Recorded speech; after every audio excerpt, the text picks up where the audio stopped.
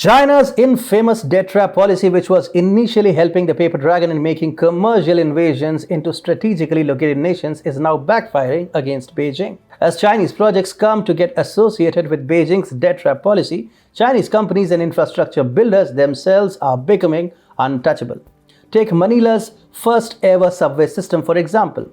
Japanese trading house Sumitomo Corp and an East Japan Railway unit announced on Monday that they won $556 million order for supply of 240 train cars that will serve the upcoming subway system.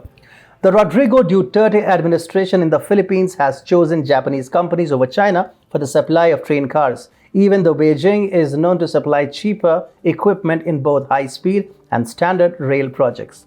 So the Philippines is ready to buy Japanese cars as opposed to those manufactured by Chinese companies. However, Beijing has been hard selling its train sets and rail technology as cheaper and more affordable. Also, Duterte doesn't seem to care for his seemingly close relationship with Beijing while awarding the project to Japanese companies. Also, the Manila subway is no ordinary project. It is the centerpiece of Build, Build, Build infrastructure initiative led by President Rodrigo Duterte. Moreover, the Philippines president used to justify his China pivot on the pretext of securing Chinese investments. However, now Manila no longer seems to care for Chinese investments or BRI projects. Duterte is now ready to dump China in favor of Japan, and it is the Chinese debt trap policy which is to be blamed for the apparent fallout between Beijing and Manila.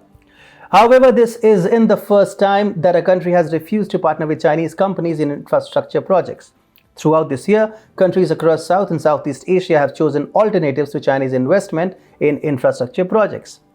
Earlier this year, it was reported that Jakarta was mulling roping Japan in Kereta Cepat, Indonesia-China (KCIC) and Indonesia-China Consortium to develop the Jakarta-Bandung high-speed railway. Recently, Malaysia also kicked China out of a $10 billion project for the construction of economic zones, hotels, luxury housing, and various tourist attractions in an area spreading over 246 hectares. Similarly, Bangladesh has dubbed the BRI and has evinced interest in the India-Myanmar-Thailand highway project under construction. Similarly, Myanmar too is developing cold feet about Chinese President Xi Jinping's Belt and Road Initiative. The Burmese government has been apprehensive about the unsustainable debt inherently involved in BRI projects. Countries in need of infrastructure have clearly started treating Chinese infrastructure companies as untouchable. They understand the perils of Chinese debt even where the ostensible cost of Chinese equipment is lower. So countries across South and Southeast Asia prefer alternatives like Japan and India over China in order to avoid the infamous Chinese debt trap.